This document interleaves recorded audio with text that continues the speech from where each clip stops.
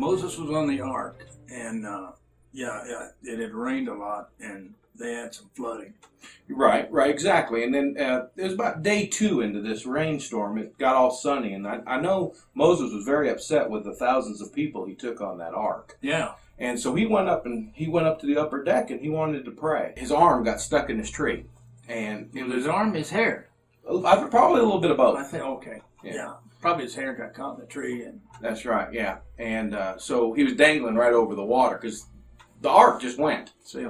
And so he was hanging there right about water's level. And then, well, you know what happened after that, Mark. Oh, yeah, the great whale. That's where the whale comes in. The whale comes in, swallows Moses whole, and it didn't eat him, but it just swallowed him. He was in the belly of that whale for 40 days, 40 nights. Yeah, 40 days. 40 days he was in that whale. And the whale finally spit him up on dry land over in Jericho.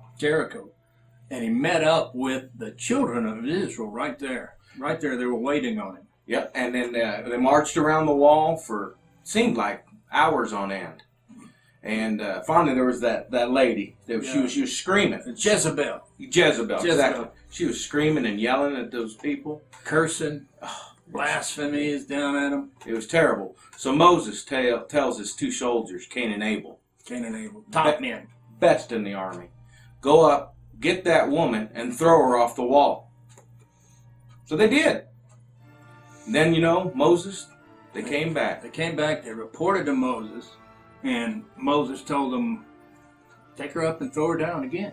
Yep, and they shocked did. everybody. They did, though, because they're good soldiers. They did it a second time, came back. Cain was questioning, why we have to do it a second time? Yeah.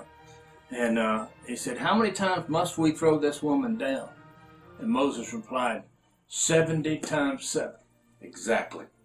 So there is the story of Moses and the ark. Not to mention that it said I think afterward, they gathered up the fragments, and there were 12 basketfuls. That's a lot of women.